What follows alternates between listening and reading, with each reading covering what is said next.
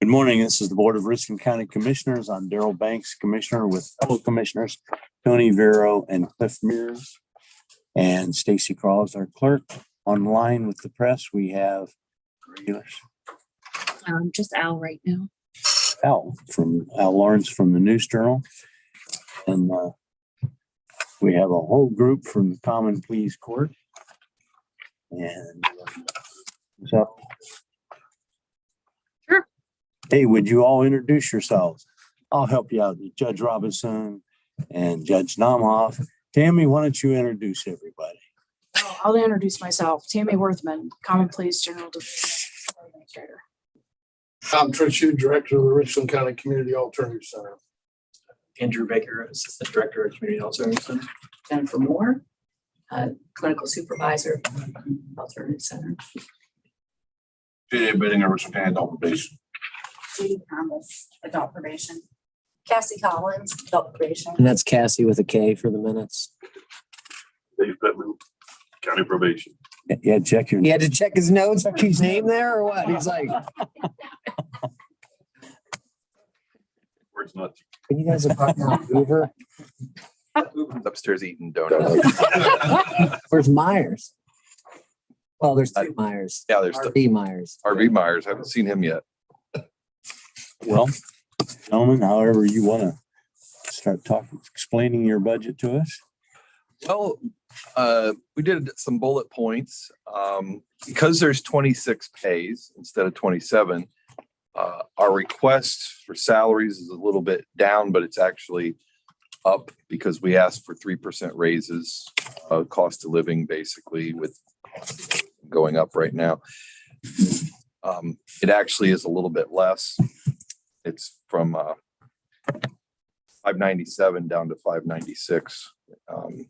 With contract services, we're up a little bit because we did add a copier to the magistrate's second floor. We're hoping that that will reduce the number of toners we need. So the contract supplies should go down, but costs of everything are going up now for supplies. So I don't know if we'll actually have savings or not, but see how that all works out.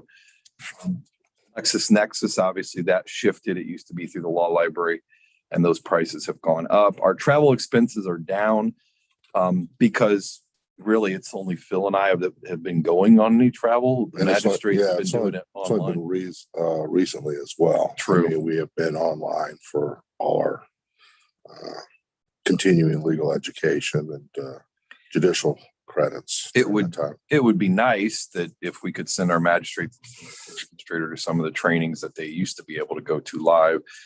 Hopefully next year that'll get better. So those may go up a little bit. We raised jurors' fees by $10,000, trying to match our 2021 spendings, but we do not anticipate any less number of jury trials. We had 27 last year with COVID, and we're already at that right now. And we have. Is there any reason for what seems to be, and it's just, this is anecdotal from walking through the halls, but I see the juror buttons all the time. Is there any reason why there just seems to be a constant run of jury trials? Which isn't a bad thing. I'm just curious. Honestly, it's been cyclical. I mean, I went through a period of about 3 months where we had trials every week. It didn't stop.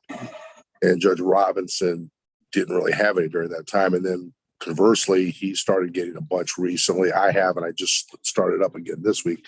I went through a 5-week stretch without any jury trials. Again, it's just a matter of how the cases are progressing during that time, and deals can be worked out. I know the number of cases that we're getting criminally Indictments is increased way up. So, and when you have more indictments, you're going to have more trials. And we have a huge backlog of cases that every Monday between myself and Phil, I probably have at least 10 jury trials set every Monday, maybe sometimes 15. Yeah, I think we got anywhere 15 to 18 set for Tuesdays when I start mine, and we try and whittle them down during the week, trying to get them resolved. Inevitably, you can't get everything resolved, and so we go forward on some. There's probably some years where Richland County has more trials than the big counties. Like It's because we're better. I don't think plea bargains are to that extent in the big cities. I think they're getting bigger breaks just because of the sheer numbers of cases, but I think we probably do more. I mean, percentage wise than probably any other county. I would imagine we're right up there. We have had a reduction in civil filing. We're down 18%. That does impact our special projects funds, obviously. That might be because of the foreclosure stay, which is now off. But even with the stay coming off, banks at first were reluctant to go in and start doing the foreclosures. I expect, though, that will ramp back Yeah. up. Eventually, it has to. Other moratorium's been lifted. All right. We're touching cases a lot more than we used to. Obviously, we're losing some attorneys for court appointment type stuff because of aging out. They're just, our bar is not getting any younger. So actually, the attorneys have more cases. Each attorney is getting more cases, and our criminals up 3%. Our reductions in our foreclosure funds down 60%. That's just because there's not very many foreclosures being filed anymore. Mediation down 31%. These are our special project funds. Special projects down 24%. Computerization down 10%. Computerization, we actually collect that on the criminal cases too. When the criminal cases go up, we still get more money. But those are all down because civil filings are down. But that's been a trend over Ohio over the last 10, 15 years. There's just not as many civil actions being filed as there used to. I think a lot of those get settled prior to Yeah, there any might be. filing. So it's cost effective to get them done before you ever We file wanted any to action. do a little math to see how much we had spent in special projects to cover costs. For example, put in that parking lot, rated that, upgrades to the building. Common Police Court since 2013 has spent $1,544,000 from its special projects funds to cover costs relating to upgrading the building, putting in new carpet, painting. Like we said, that spot over there, we needed more jurors parking, so we actually had it graded. We had it gravelled, put in. Anticipated costs, if we do get a new courtroom, looking at about $4,000 for recording systems, about $44,000 for sound, AV, video equipment. So much of this is now being done Zoom that you got to have the equipment to do that. I think furniture between 50 and 75,000. And one thing we did think about that we hadn't talked about earlier was it might be a good idea if we do get that new courtroom to have a holding cell and a bathroom added for inmates, because right now when an inmate has to use the bathroom in Phil or my court, they have to go all the way down, back across the walkway, all the way back to the jail just to use the restroom and then be brought all the way back. It's hard to do on a 10-minute break at trial. It is, and it's cost effective. You keep them here, there's less time lost. More to move security. things along, more because you're security, not absolutely. pulling Moving them all from the way building back. to building. So those are just kind of the highlights that we kind of went through as bullet points. I'm gonna let Phil follow up with what he's come up with and looked at. Well, I kind of just want to go along with what Judge Robinson had indicated. I mean, criminal cases have gone up 50,000 as far as jurors' fees. I know that in 2019, we actually had gone through over 56,000. I would anticipate now that things are back in full swing, we may exceed that. I'm not sure. We're just trying to be safe on the safe side, asking for 50 at this time. But I don't see it slowing down any time soon. As I indicated, I went through a stretch for 3 months without, just trial week after week. A couple of weeks, I had 2 trials.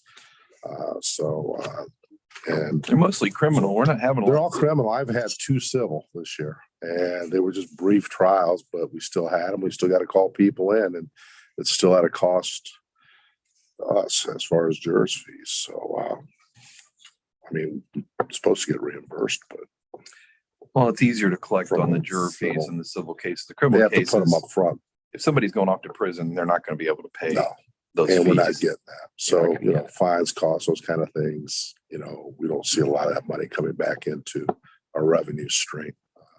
It only makes sense to find the people that are actually getting probation. Yeah. Because again, you find somebody and then send them to prison, there's no way they're going to be able to pay. They have no ability How to. much money do we eventually recoup when people got out on the indigent defense monies? Because you've seen those memos from the OAG saying, wait a minute, if you're collecting those monies and we, the state, have reimbursed you for that, that's not your money per se. We always order it as part of their, and if they're going to successfully complete community control, they got to pay those fees. But there's a lot of people that, and JJ probably can speak to this, there's a lot of people that successfully complete community control, and there's a lot of them that don't. If they don't, we put on a judgment Order. entry that basically says you owe this amount.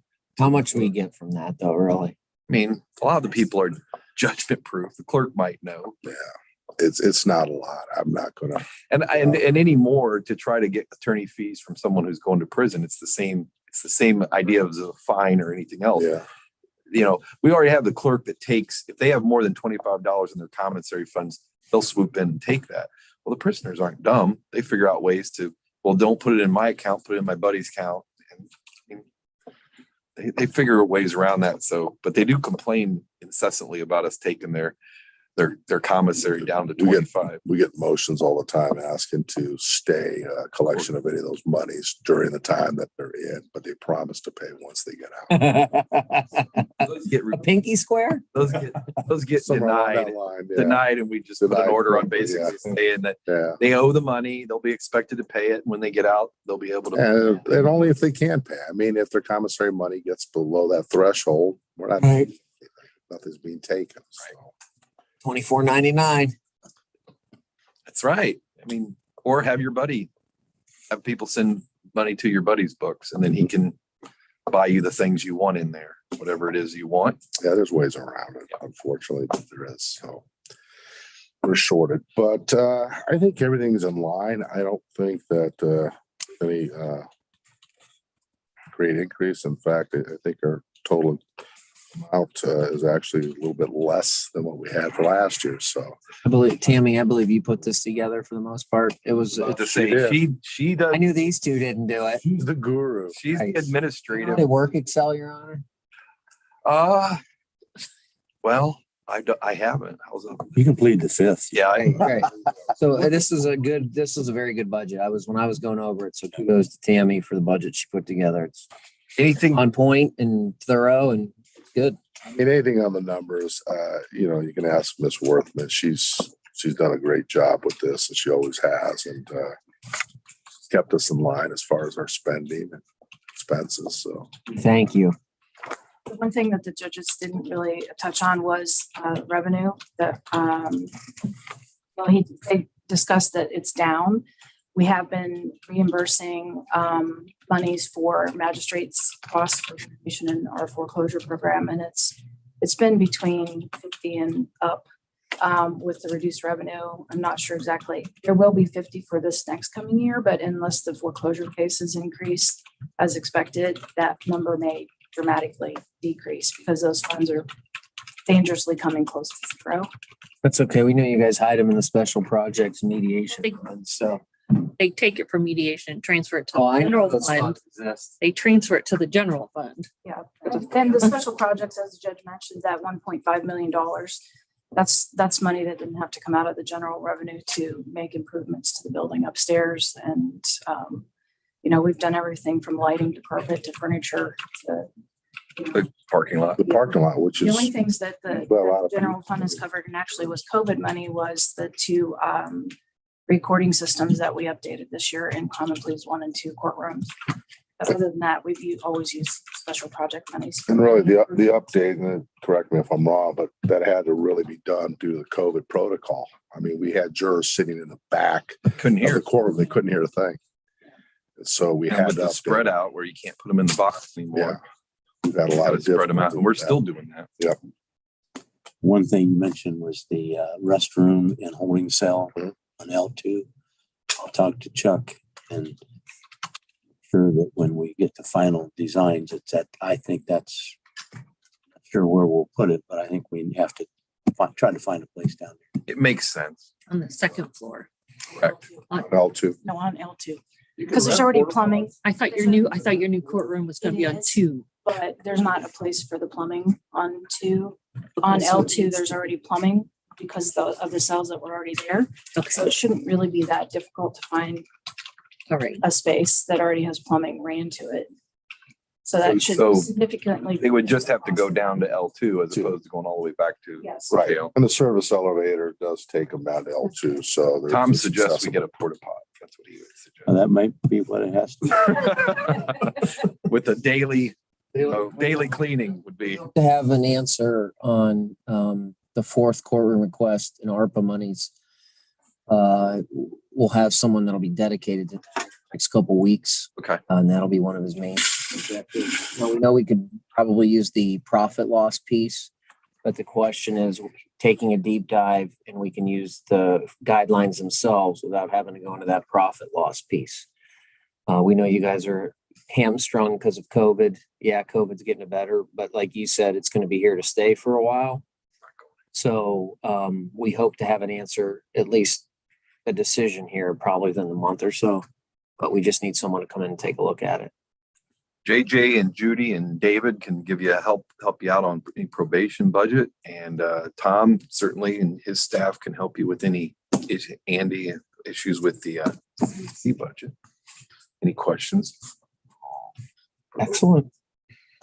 When I said L2, that's what I was talking about. Yeah. Right. Making promises. I got you. We understand that. And I agree with Some Tony. discussion and Well, I mean, Well, it's a little- good idea. It's a good idea. It We're a really little late. I wish Yeah.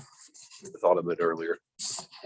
Well, we'll see what we can do. Complicated. The closet We're working on the bars regardless of the ARPA money. So that's step one. should start taking place. It's the first understanding is and do the rest. prosecutors, evidence is being removed, some of it at least at this point in time. Oh, yeah, that's been going on and stepping it up. And so I agree with Tony that it's just pretty good budget. We don't know what our total income is going to be for the county yet. We'll wait and see that. Go from there. Thank you.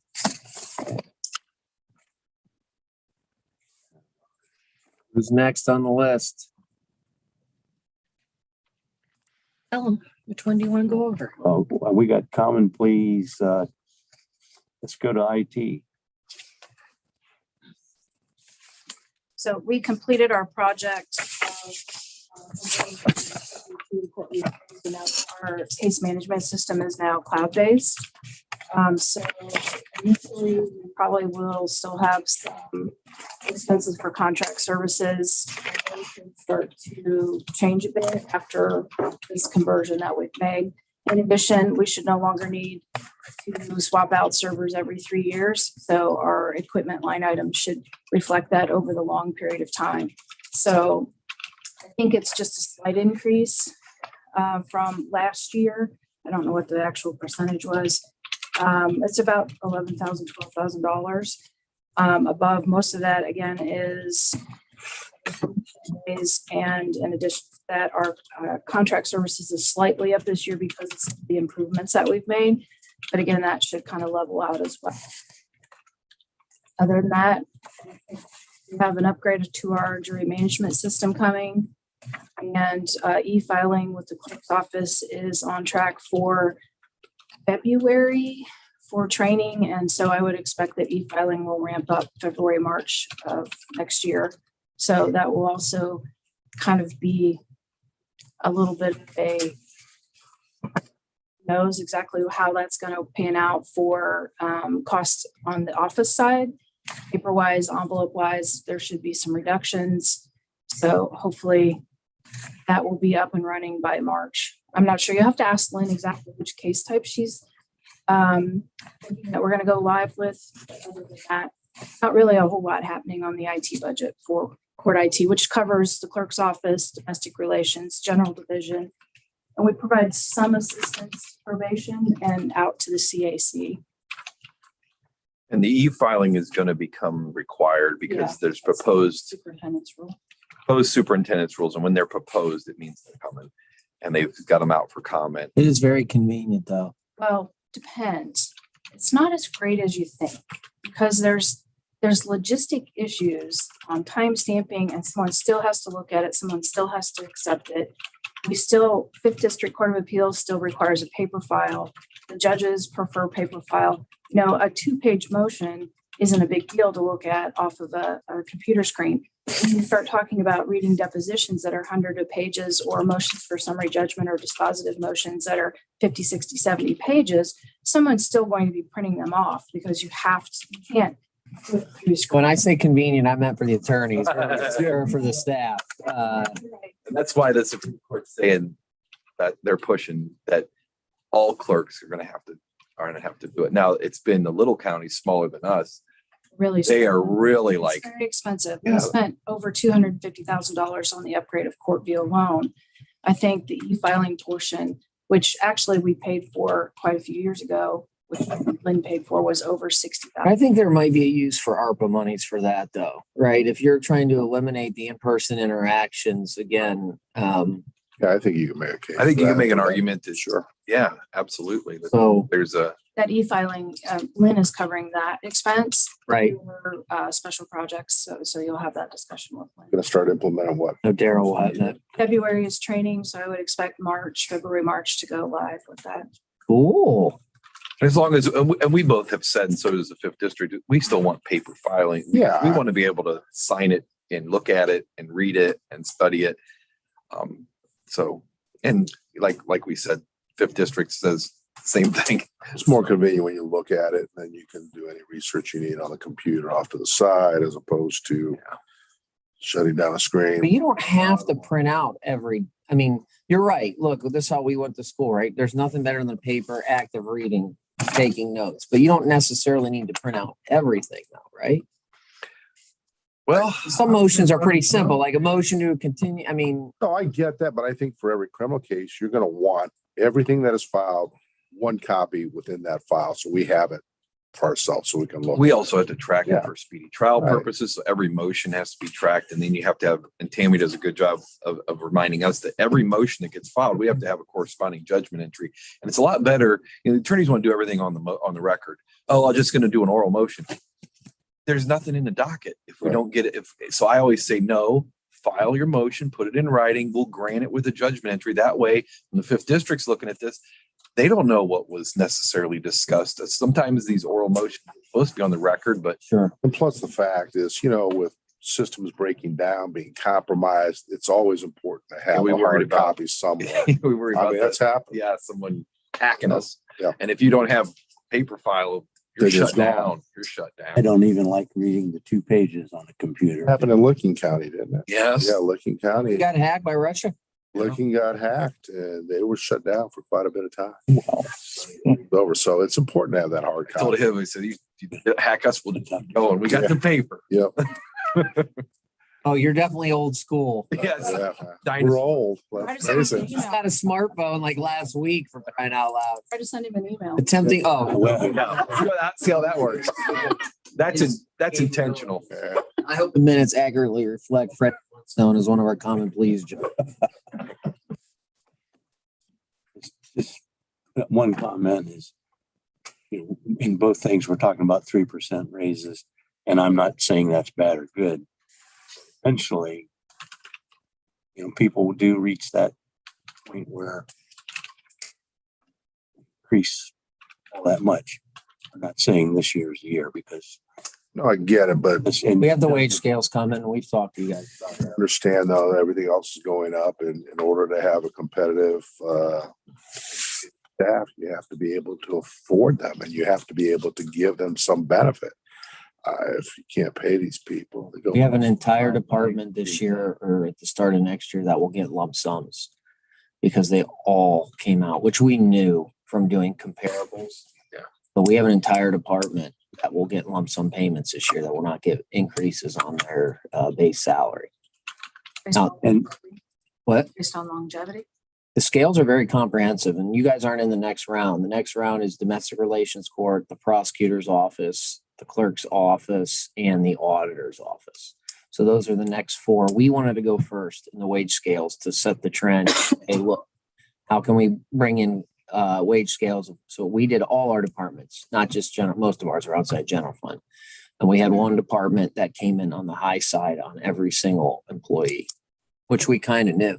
but we also had We also had low, so the green, the people that weren't even at their raise or at their level will get beyond that 3%. Wage scales aren't a restrictor. They're a review of competitive and comprehensive wage scales to say, where are your people as a whole? And what I told you guys before COVID hit is this isn't a restrictor. This is, hey, if people are low, we need to get them up. on the high side, that was a thinking in government, still is. Well, I've been here for 30 years, you get 3%. Well, eventually you top out based on what position you hold. And I always use the widget turner example because we don't have it. A widget turner shouldn't make $100,000 a year because there's certain positions that come in competitively across the market. So that's what these scales are doing. And we had some people that were low. We were about 52 grand low as a whole that we came back at. So we were fairly competitive, but we made a commitment if we could afford it to bring all those people in the green up on 3%. You're saying competitive, are you comparing as to other jurisdictions? Counties, all counties, like 11 counties. Not all That's- counties are the same. That's the Exactly. difference. That's the difficult thing. You can't. Well, that's why, You can't pigeonhole our employees because most of them are paralegals and they're not really just secretaries sitting there typing documents all day. So job descriptions have to be very. well, that's the second part of the scales. Yeah. Right. It's a different skill And our set. court is running differently than any other court. I can tell you that from having discussions with other court administrators. We have hired people and put people in positions and trained them to do things very specifically that don't match any Well, that's where our, job description. and let me finish, that's where the point factoring comes in. So you have the competitive assessment of where other counties, and then each office has to go through their position for their uniqueness and assign a point factor for that very reason you just discussed, because not all clerks in a certain court or administrative assistants in an office are going to be exactly the same. You may have reporting. So that's where the point factoring comes in to say, okay, here's ranges, but where is your uniqueness as a county? Do they have people reporting to them? What is their importance with respect to records? And that's the piece, the point factoring that comes into our county. So it really is a very effective tool. And you guys aren't there yet, so it'll eventually come your way. But that's the point factoring. I'll be more than happy to share the manuals and how it was done. But like I said, you're right. Not all clerks are the same. It's pretty comprehensive. And we certainly want you to be competitive. For all our advantage. Okay, any other questions on that or? Good. Okay, let's go to adult probation. You guys know there is no shortage in our line of work. Good job, security. Our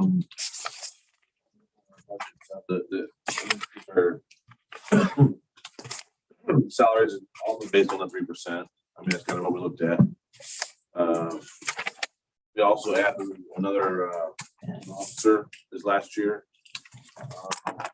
If you notice, our total request of budget increase is only about 24,000 more than what it was last year.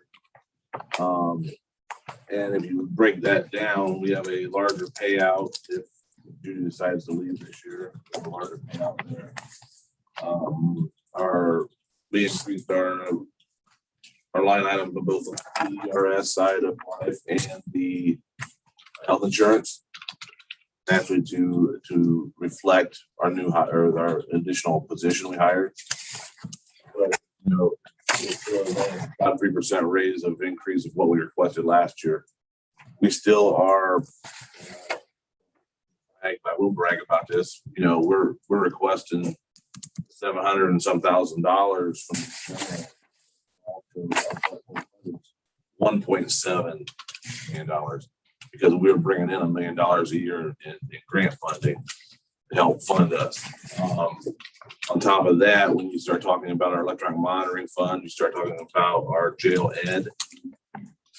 With the money we're saving the county by allowing people to be out on the street with an ankle bracelet on and bond rather than stuck in jail.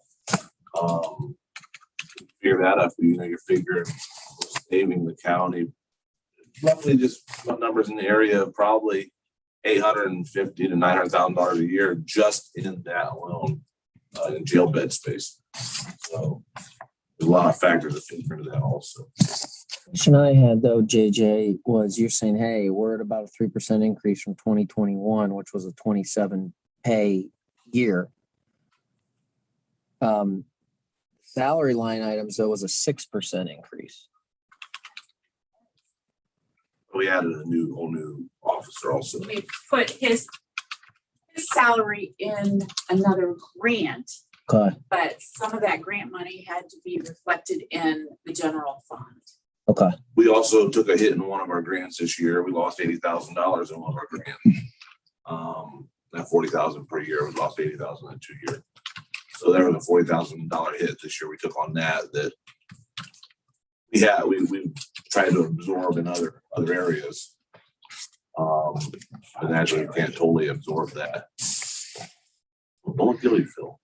No, No. it's because the state does not want, or the Right. ODRC doesn't want any F5s. Fives or fours going to prison. Yeah, or fours. Yeah. And, you know, I'm going to look at the cases and decide what's the best for my community, Yeah. public safety and punishment. And I also look at rehabilitation, but I'm not going to be hamstrung by ODRC. They're not judges. They don't tell us who to sentence and who not to sentence. I have judges of ODRCs telling you guys what. It's not even constitutional. The Supreme Court recently said to ODRC they were fixing sentences that they thought were wrong. The Supreme Court unanimously, the highest Supreme Court unanimously said, no, if the judge says it, that's the sentence. Judge's sentence, not you. You can't change the sentence. Even if you think it's wrong, you cannot change it. That's happened with transitional control coming out. How does that happen? Like, who gives the green light to ODRC to They eat? just take it upon themselves. They send us requests as far as transitional control, asking for our approval. Now they'll listen to us on F1s, 2s, and mostly 3s, but 4s and 5s, they're going to do what they're going to do. Even if we say, don't let them out. They have to have lawyers at the state level saying you can't do this. So who's given the green light to do that? Their argument was that they were sentencing errors, and so they were just fixing those errors. But the Supreme Court said even if it's an error, you have to follow the sentencing entry. You can't fix it yourself. So that was the rub. So that's where we get popped. I mean, here's the thing. There's only so many opportunities you're going to give somebody on probation after the 5th, 6th time. You know what? To continue putting them out in the community, allowing them to continue, causing problems, perhaps maybe committing new crime. It just gets to a point, look, you have to stop it. And our first and foremost job is to protect this community. So eventually, even though they may be considered low-level offenses, they're still affecting the citizens in this community. And sooner or later, you know what? If we take a hit because the state decides we should be babysitting as opposed to punishing, we got to look at it that way. We just got to say, you know what? We're going to do what's best. And, I echo what Judge Robinson says. You know what? Some people just deserve to go after a while. Some people are unsupervisable. Right. And so then the response is, well, Tony will like this. The response is, well, we'll just take TCAP. Oh, can you? And we know how that works. That doesn't work out. That's a math error. The DCAP is a math error because we're going to give you $22 to keep someone in the jail that costs $76, and we'll give you $22. So you're losing the difference. It doesn't work. So We're very loved in Columbus over fighting TCAP. That was actually said during the phone conversation when they told us they were cutting our budget for the the exact words were, well, you do know there's TCAP money is available. if you want that, So to make I up mean, for it. I want a kick in the shin too. It's a game. It's ridiculous. Well, I, for one, appreciate your philosophy on that. I mean, if we're going to take a loss, I guess that's the preferable loss. We don't ever. We wanna try lose not money. to send We do F4s as and much as we 5s, but possibly you get can. people that just absolutely they abscond, they go out and commit new crimes. How can you just keep that person in the community? At some point, you have to say enough is enough. Voters at the county It has to be the carrot and the stick. make that call. No stick, then why would anybody behave? Why would you ever behave? If there's never going to be any chance of ever going to prison, That's just it. why would you ever do Just anything? continue rolling out Yeah. there, and that's the problem we're having. I mean, I appreciate the fact our probation department, we used to share services for supervision with the APA, but you know what? They get supervised so much more closely with our people. They really keep an eye on them. They do a great job. Whereas the APA, a lot of these guys are running around. We don't even know what they're doing, and the APA officers don't know what they're doing. We don't have that worry with our staff. Our staff is right on top of it. And so ultimately, we know every move our probationers make. So ultimately, we know these facts. We apply those facts when we have to make a determination for a probation violation. determine whether somebody needs to go to prison or we extend them on probation, give them another chance. We don't have supervision that some counties have that you're supposed to call in Oh, my gosh. every Yeah. 3 months, make a phone call to your PO just to say stuff. We don't have that here. So when we supervise you, you're supervised. They're coming to your house. JJ will get you. He'll come in the middle of the night, knock on your door when you're sleeping to see if you're where you're supposed to be and if there's anything in your home that shouldn't be there. So it's a different kind of supervision It is. than other places that have supervision. So a lot of people will say to me, Judge, can I be on supervision in another county? And I'm like, only if you're actually going to stay in that county. The problem is you want to be on supervision in another county, but you want to be here all the time.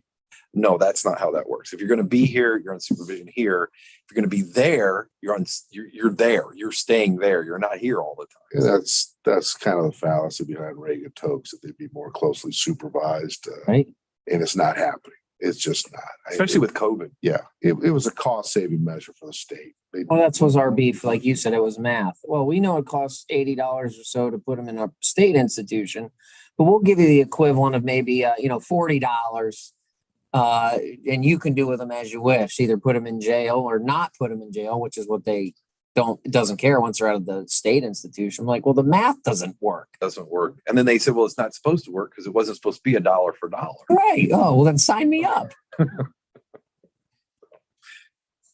Anything else, JJ or Judy? Anything else for us? Well, you're going to try to talk Judy out of retiring, or? Well, one day she is, and one day she's going to 3 days a week, and one day she'll probably do 2 days a week and still keep up with what she does now. And, Oh, obviously you'll have to work that out. Enough work. Doesn't have enough work. Wait, are you saying that she can do all her work now in 2 days? Is that what it sounds like on the? Is that what That's what it sounded like. I mean, JJ? all right. Wow. 2 12-hour days. I was going to let it slide, JJ. Man. I still haven't made the final decision. but then again, this is coming from the same guy who's complaining about having to be here till 3 o'clock today. So. Yeah. Take your, don't be in any hurry. Take your time. Okay, well, let's talk about courthouse security. Courthouse security, not a whole lot to talk about in that one. As far as, we did the 3% increase on, just for the standard for the salaries. We've really haven't increased too much there as far as any additional stuff. Money is in there as far as training and stuff like that the guys have to keep up on. But nothing's really changed in that one. JJ, remind me why the big increase from 2020 to 2021. Took over juvenile court. I knew, yeah. Yeah, no, we started juvenile court coverage. Okay. So, which is going fairly well. It's working out really well with having a mixed group of people, because we're not just having one group for here and one group from up there. A couple of guys work up there a couple of days, they work out here a couple of days. We're holding everybody at 3 days, because naturally we don't want to put a bunch of full-time employees in there, because that would really drive our budget up. But we've been having trouble finding people that want to work. Naturally, just the You and every employer in the United States of America. out there right now. And so we got a couple call-in people. We got a couple part-time, newer people. I don't know if you guys have met them out here. We got good people out here right now. So hopefully we can maintain that. Trying to, if you look at what across the street pays, it's a little bit less than what they're paying, and I keep hearing that coming from some people. But it's not meant to be a full-time. This was never meant to be a full-time job. This was meant to be a retirement gig or a type of thing, or a supplemental type of stuff. So, but it's working out well. I don't think last time I talked to Judge McKinley up at juvenile court, he was pleased with how things are going up there. Valid on that one. There's not like I said, not a whole lot of increase on that one. Actually, there wasn't. less pay period. We, you know, we have certain things we have to do. I mean, every time the scanner out here has to be checked once a year, that's $500. Thousand, Whatever with the budget. So I mean, 1,000, as Stacy said. not hundred, thousands. Yeah, I think it's like, is it five or three? well, Yeah, that's so- one here. The one up there in juvenile Oh. court, we don't have that contract with. Okay, yeah. The one in juvenile court's a brand new machine that if we had to have that same contract up there, then we'd have had actually a larger increase here too. But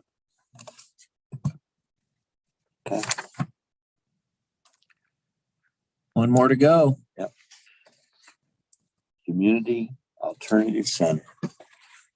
For last. You're the last. We got another one? I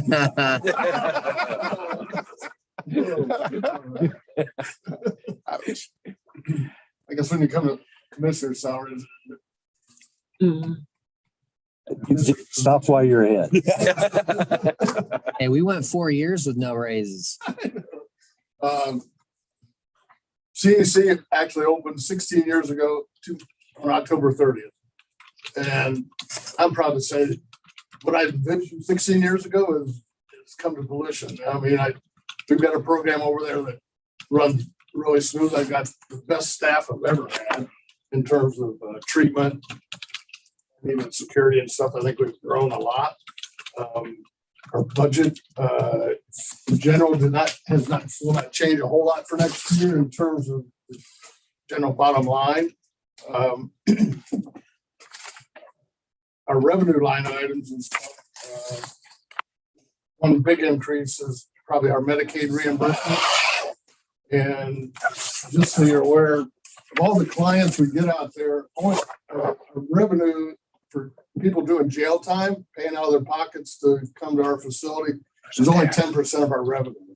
So 90% of our revenue is treatment based. And Jennifer Moore, who's our clinical supervisor last year and a half, she's very cognizant that we need to bring in more money. So the counselors and stuff we had, she requires certain productivity. They have to have so many groups, they have to have so many individuals. And we bill Medicaid for all those services by being able to increase all those service billing. It's increased our revenue at least probably $250,000 a year or somewhere in that neighborhood next year. Yeah, I saw a substantial jump from 20 to 2022, and I believe that correlates with Jennifer, right? Right. Thank you. Up 300,000. And it really is. And Only 500. I'd also like to compliment her. She's brought on some staff that are just very professional. Made our program really enhance our program and stuff too. I did not put any raises in for next year. And I'll explain why. I asked, not being part of the general fund, I'm gonna make sure I've got funds to be able to give. I usually wait and give raises. I don't do it like most departments, give it 1st of January. I wait until the end of the year to make sure we've got enough in our budget to be able to do that. So I just gave raises probably 4 weeks ago. I was going to say we need to reward people, especially since revenue's gone up. But then I remembered what you just said. I think if there's money there next year, raises can obviously be given, but I did not put a specific raise amount in there. Okay.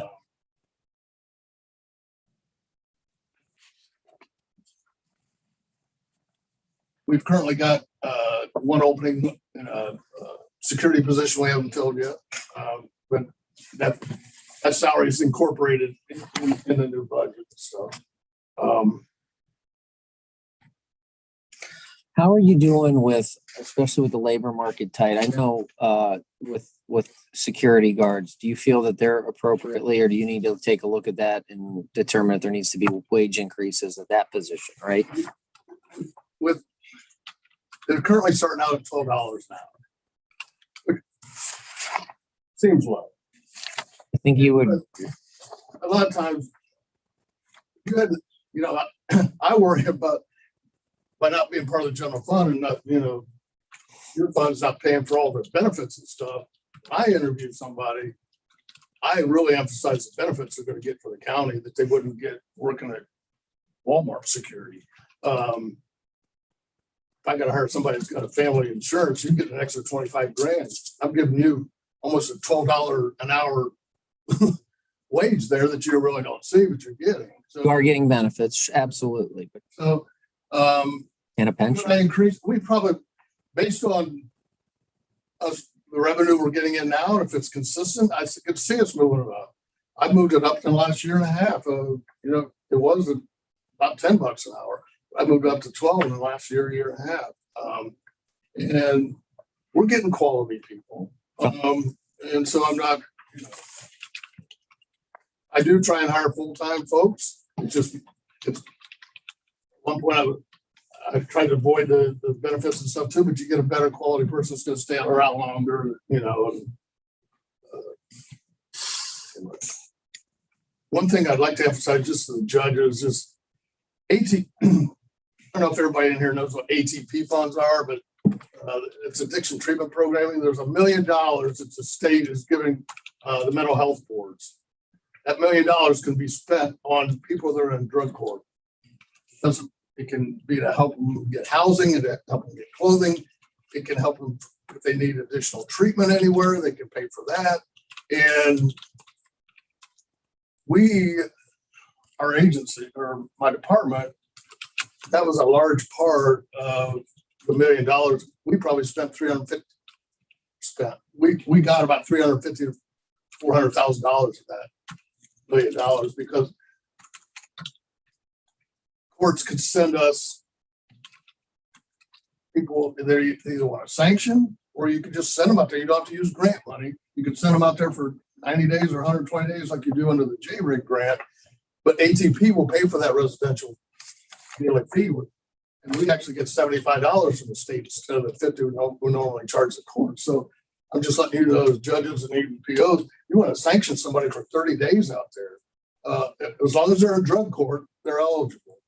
And so it doesn't cost anything. It's just a referral. Send them out there and get treatment, or if you want to, whatever you want them to do, but it doesn't cost you anything. Tommy, something to think about too is we have that opioid settlement money coming in. And I know you have people staying at the CAC that potentially, so there could be some additional monies when we get the opioid settlement. So keep kind of communicating with us and the person we have coming in that'll help administer those funds. Those ATP funds are really beneficial. I don't know if Phil's had this experience. I had a successful graduate, and obviously when she graduated from drug court, she was no longer addicted and no longer using, and she was clean. She loses those funds. And so she had been using them for her housing. She was like, I'm glad I'm sober. I'm glad I'm clean, but it's hard for me to make ends meet since I'm now graduated from drug court. So it's been a great benefit. It's too hard sometimes for the people to tell them, hey, congratulations, you're clean, sober, productive, you're working. And now, boom, you're going to lose all these funds that were used for housing, for food, for clothes, and all these things that you suddenly lose them. But she was happy to graduate, and she's glad that her life was turned around. But I'm glad Tom mentioned that because, yeah, we can send more people. We use the F5 program to avoid sending people to prison so we don't get dinged. They're not exactly, and they're not really very supervisable. We send them out to Tom routinely, and we can do it on F4s now too. Yeah. But we can also send someone out if they need a 30-day timeout, so to speak. Send them out to Tom with these ATP funds.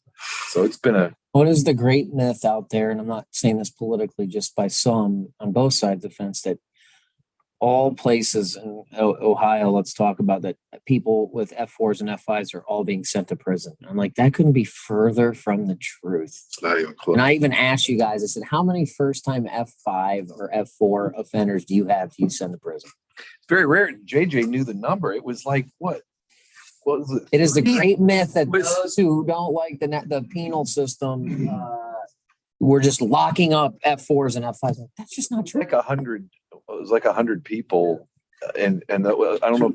230 people in the last 2 years.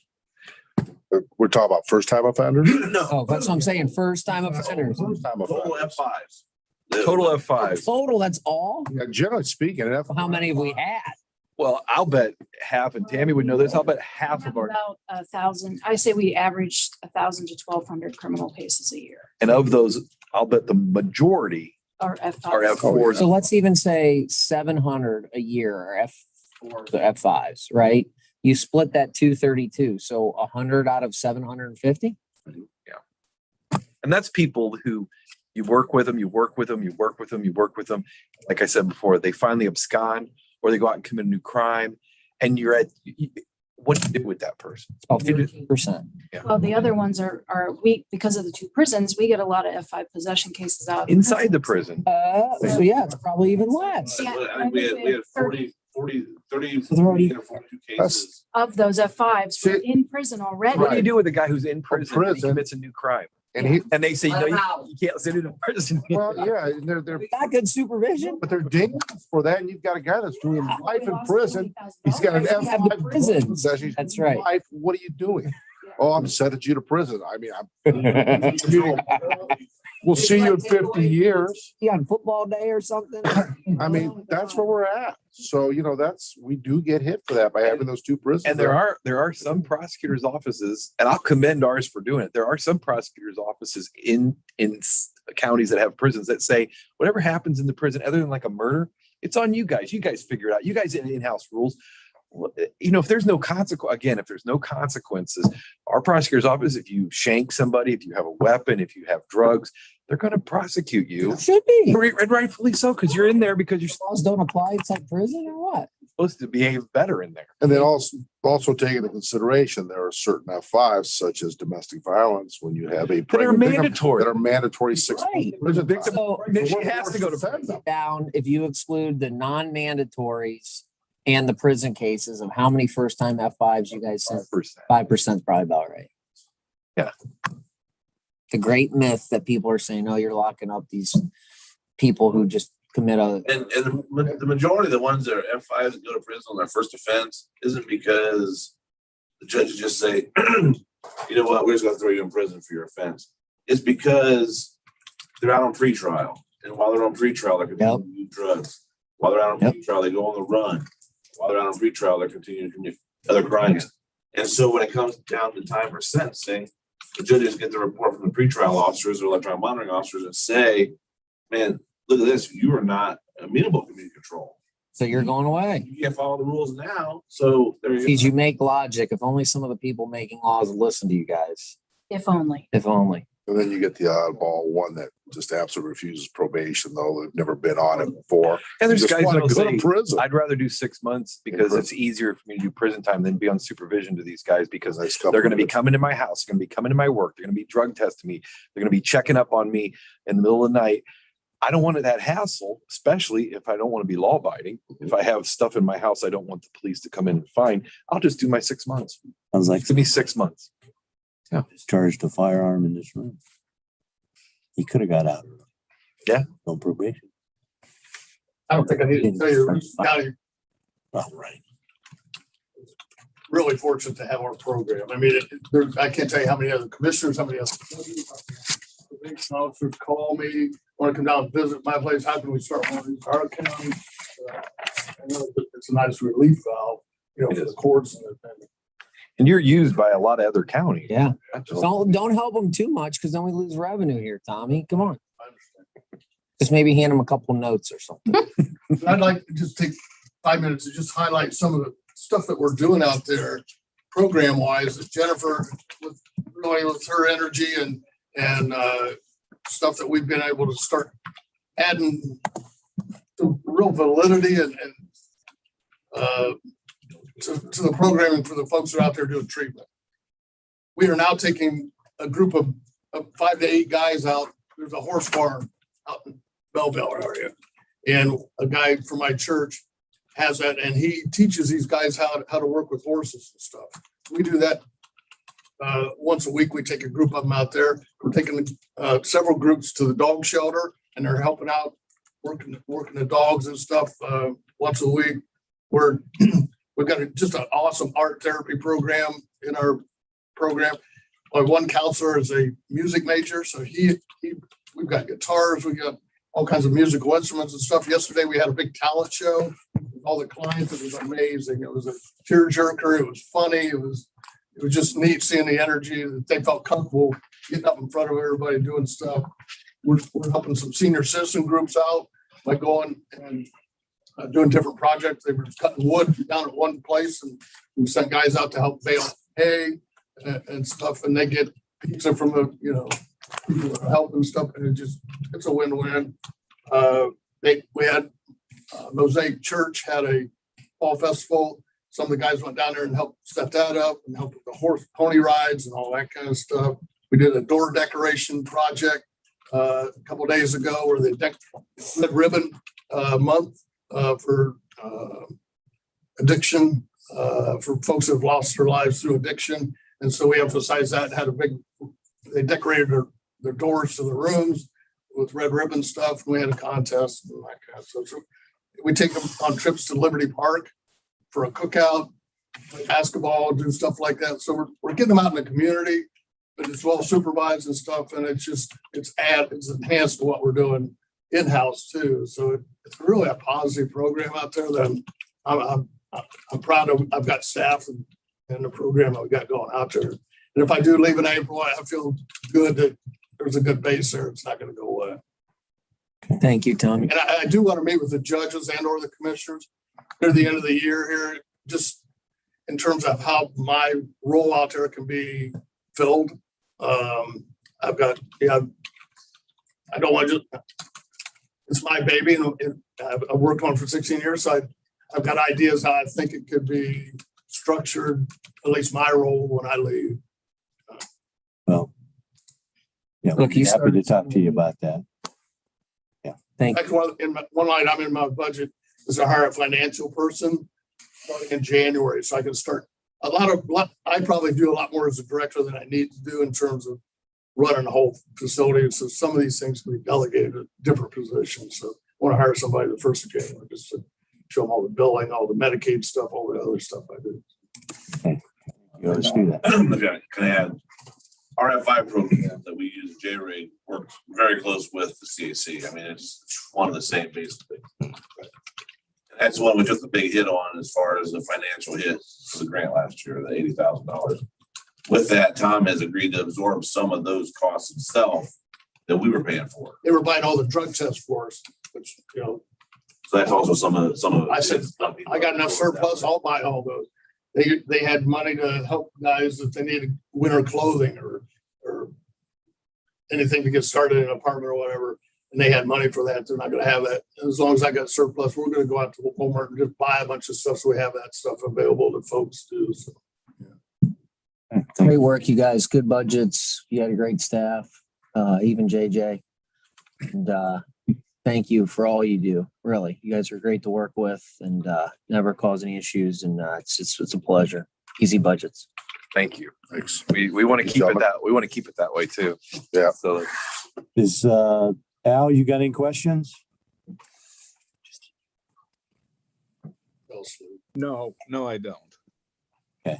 Does Carl ever get on? I just want to say this is my first pass listening to, going through your budgets. And it's just, you're doing an exceptional job. I look at the numbers and I think philosophically and budgetarily, you guys are just an outstanding group. So my hat's off. thank you, Cliff. Thanks. Thank you, Commissioner. We've always said it's best to work with the commissioners than rather than we can figure this out. Let's work together. And we understand you have your role and there's only the pie is only so big. Yeah. So everybody needs to work together. And you guys get it. And you clearly have the residents and taxpayers in mind. Safety, you're doing all the right things. So. Judge, just to remind you, we got this recorded. I know. Nice to the commission. At least we have to mandamus. No, see? All right. Okay, well, thank you very much. Appreciate it. Thank you. Down. Mr. Mayors, you look very distinguished up there, sir. Had to learn. Hi there. Far from being president of city council, I mean, with a, that Button shirt and all cash and stuff. Now,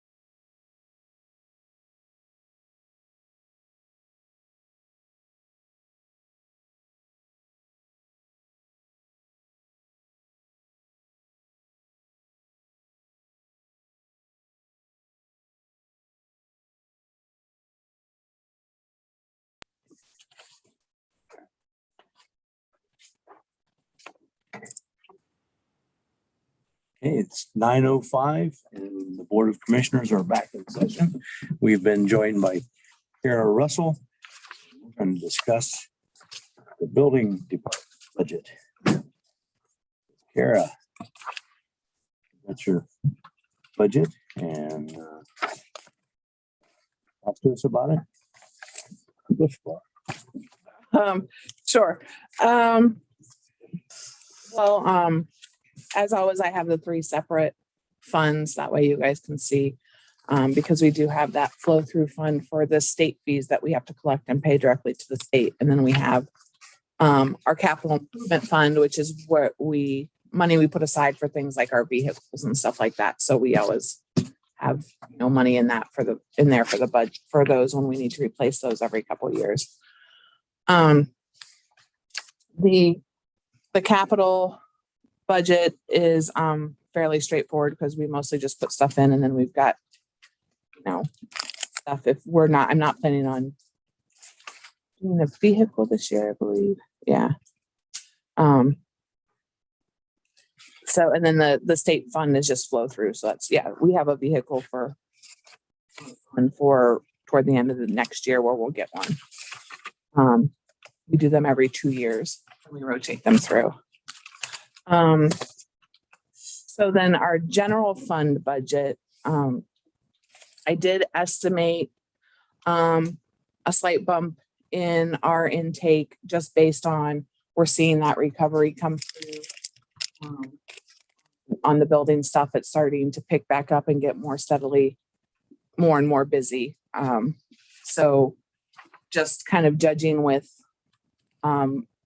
what some of the industry reports are calling for, what they're planning on, their estimates are for the new construction for next year is kind of how I base that on.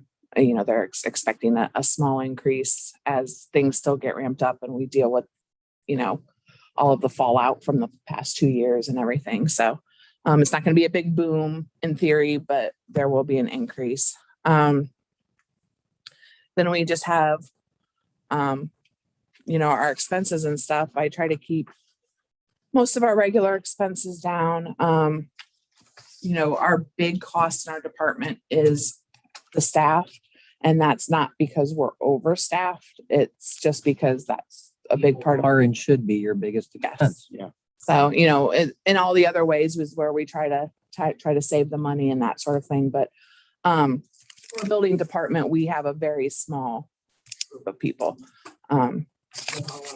Cross training and cross certifications and everything. So, but it is our biggest, it is 94% of our budget. That includes their pay, their health insurance, their Medicare, their OPERS. That's the whole cost for the employee, not just, what they get paid. And we only have the 9 employees, 8 full-time and 1 part-time. We do have, my budget from this year is a decrease by about 26,000. But we do still we had a lot of one-time expenses last year's and overlap things. We've managed to cut back on some of them. So I think we'll even spend less in 2021 than what we had budgeted. But, cause I kind of put, like, we didn't get that kind of thing. We do have some one-time expenses, large expenses in 2022, the biggest of which is Ken is planning on retiring next year. And he has been with the county for over 30 years. So he has, he's got his max. He tries to use as much vacation as he can, but this time he earns it about as fast as he can spend it. So he's got his buyouts, his payouts when he's done. And that, because he's been here for 30 years, is a fairly significant amount.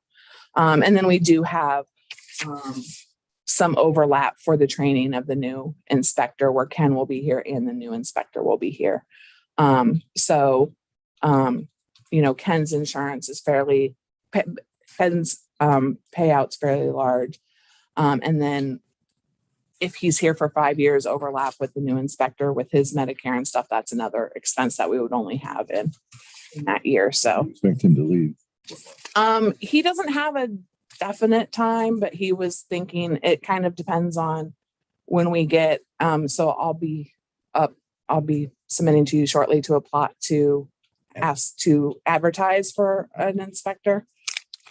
We've kind of been putting like the word out type thing to, the issue that we have is to be able to get your license with the state, certified with the state as an electrical inspector, which our inspectors have to have. We don't just have just electrical and just a building, and they do all of it. You either have to have 5 years of training with a department, which we don't have the luxury of being able to do because we're a small department, or you have to be a state licensed electrician.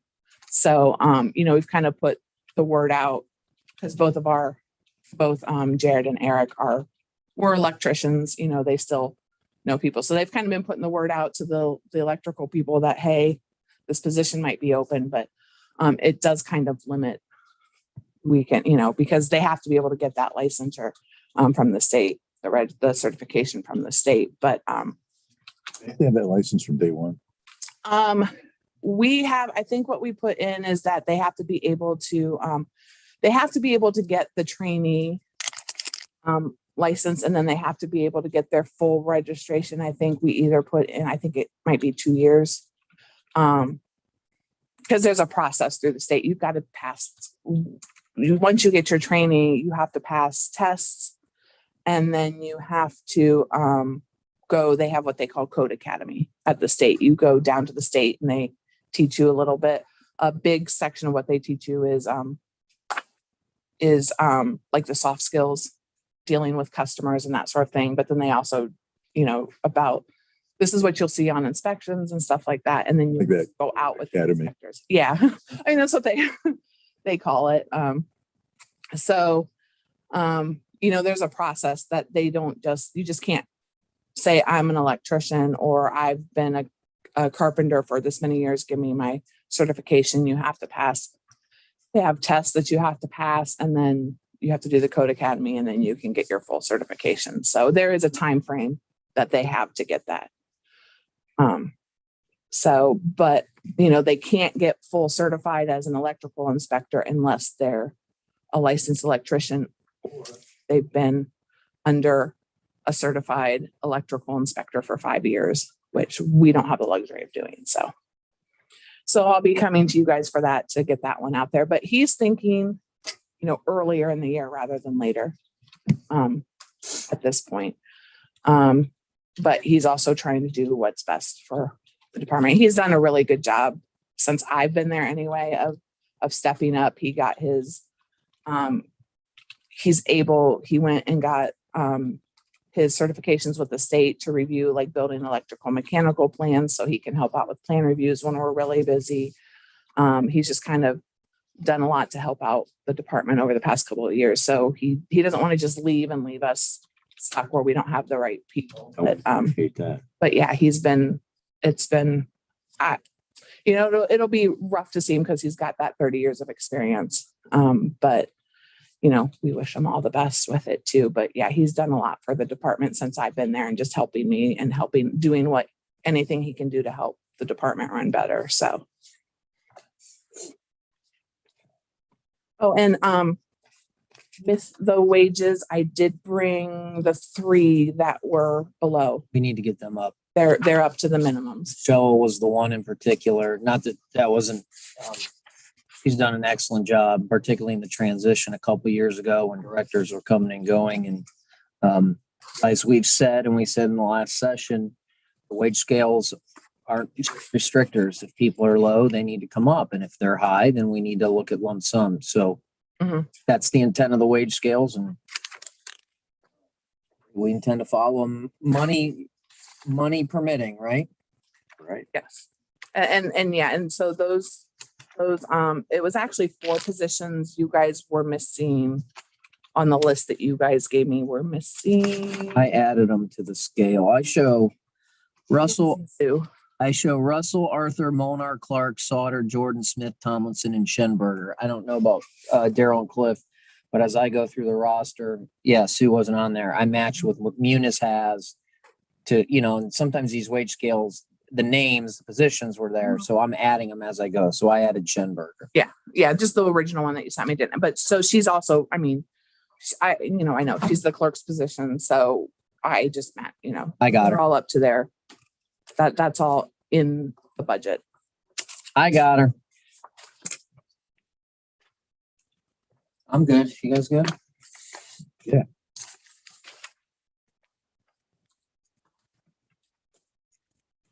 Okay. Al, you have any questions? No, I don't. Thank you for coming down. Thank you for making those adjustments. And get something together to advertise and we'll get Yep. it approved. Yep, I'll probably send that in next week for you guys to look at and approve. Sounds good. All right. Take care. All right. Thanks, guys. Okay, it is 9:17. Let's take a recess until 9:30. Do you maybe want to come back a little sooner and knock out the other, like at 9:25 or something? Or do we want to just knock out the other now? Let's knock out the other now. Okay, to certify the record of proceeding for October the 27th. So moved. Second. Okay, Commissioner Banks, yes. Commissioner Vero, Yes. Commissioner Mears. Yes. Okay, can we approve the requisitions? So moved. Commissioner Banks, Yes. Commissioner Vero, Yes. Yes. And can we authorize the month ending appropriations and transfers? So moved. Banks, Yes. Commissioner Vero, Yes. Commissioner Mears. Can we authorize reimbursement to the recorder? $15,598.89. CARES for computer equipment approved on 7/13/21. Commissioner Banks. Yes. Commissioner Vero, Yes. Commissioner Mears. Okay. Just a quick note on the transfer and common pleas. I called Tammy because we always give the hairy eyeball to a transfer to other. It's a move to eventually pay for mitigation. So there is a specific, they just need to move it out of that fund to eventually move it to pay for mitigation of sentences. Okay.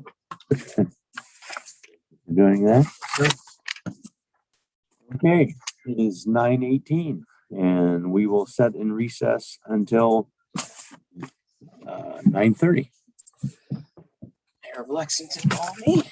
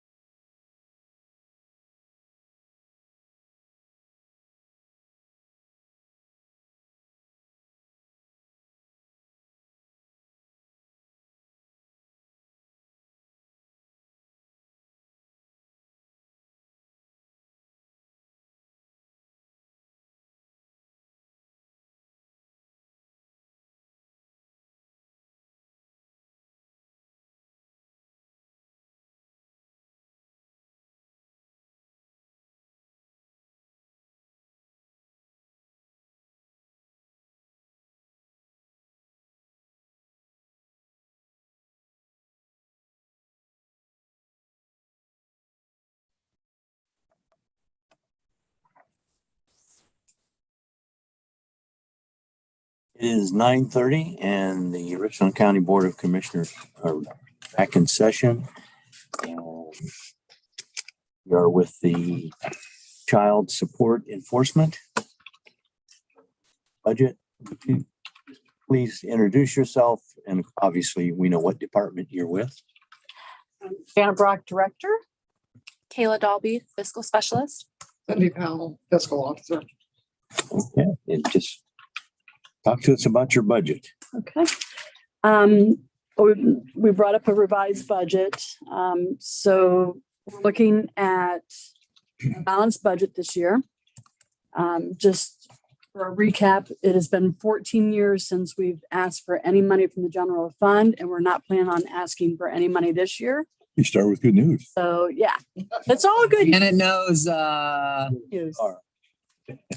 It's all good news. Yeah. So, yeah, we pretty much are doing fairly well with our federal funding and our state funding. We've been pretty steady on our ending balances of them increasing at least a little bit each year. So we feel pretty strong about our budget.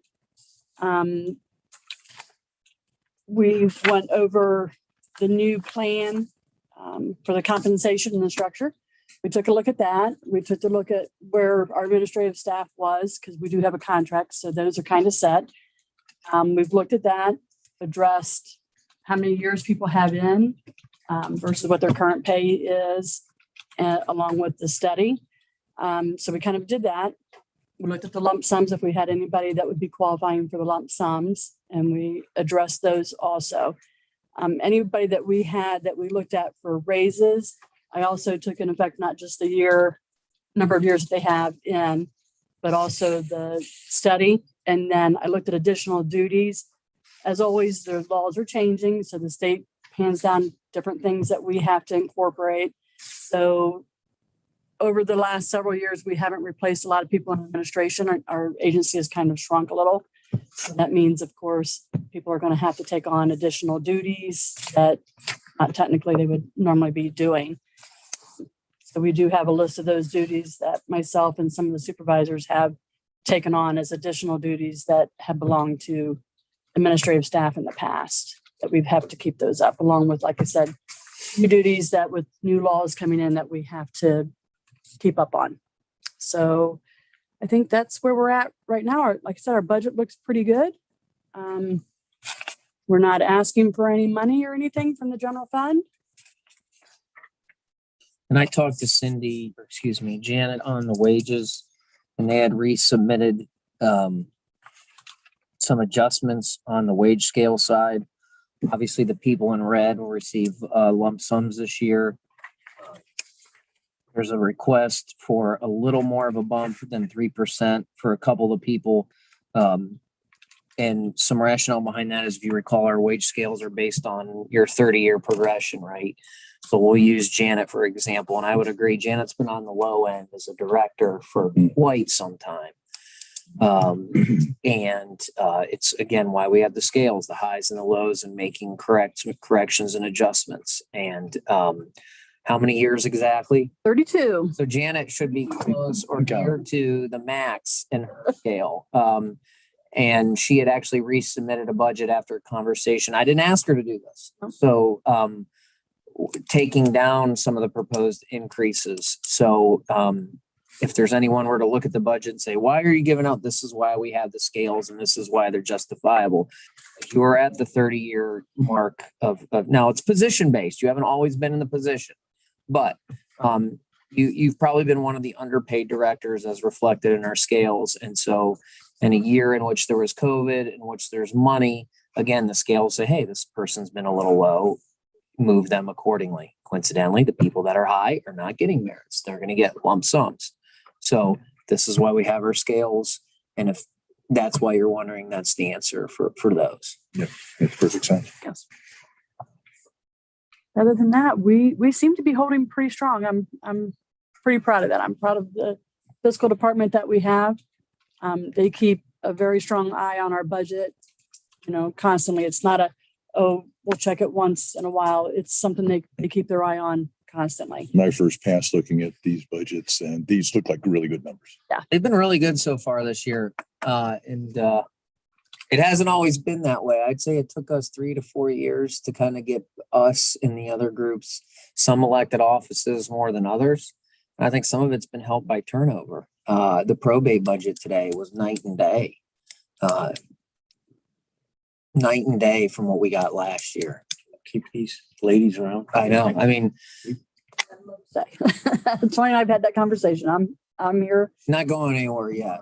So now you are potentially going somewhere, but we'll see, right? We'll see. You don't have to go anywhere just yet. Hey, we chained Chuck to his desk. Don't think we can't do it to you. So I'm really hoping for it. to be chained to your desk? I have an appointment already. So did Chuck. Nice try, pal. Obviously had somebody you've been training and working with. That's why she's sitting in front.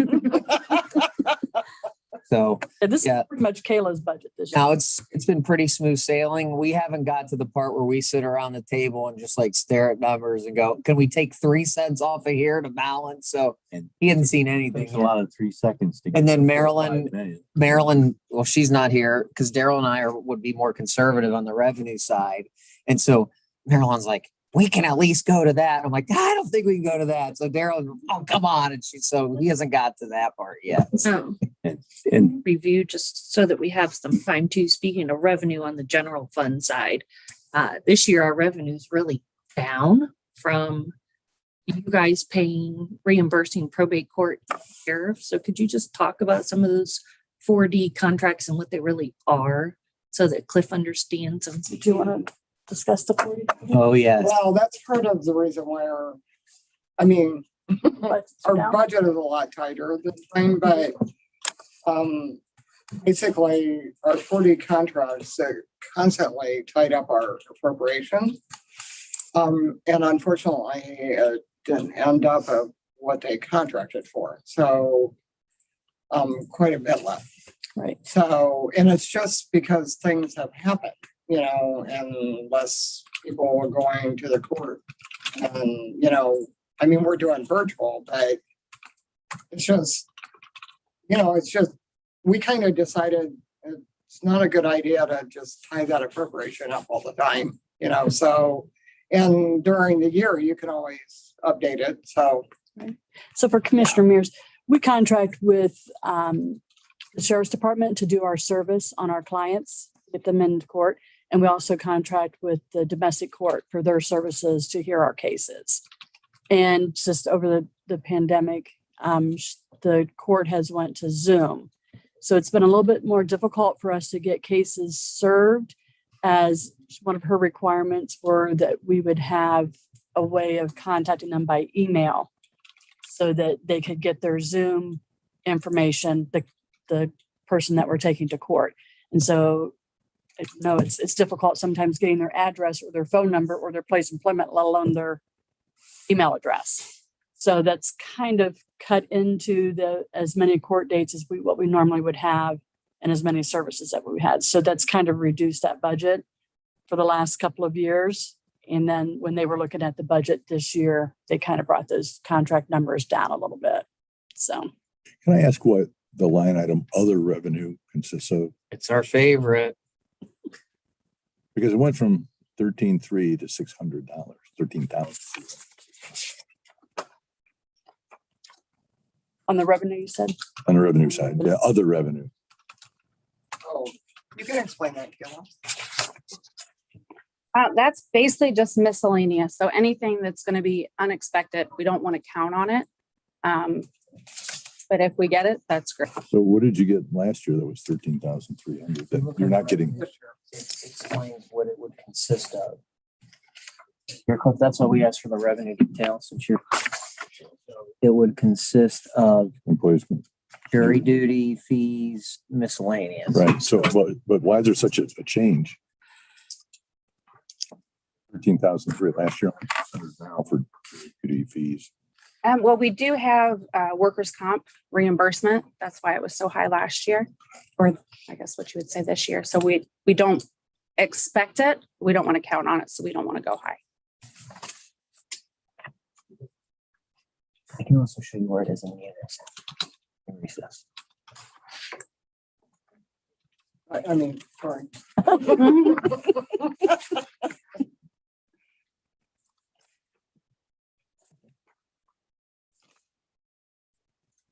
Any other questions? We thank you. Appreciate it. You worry about when Cindy weighs to it. Okay. Alrighty, well, thank you very much for hearing us out. Always a pleasure. And if you need anything else, just a short trip away or a phone call away. Okay. Thank you for coming. Thank you very much. I appreciate it. I'd be picking her brain. I do every day. That's specific. So revenue. Okay, any questions? No questions. Okay, it's 9:41.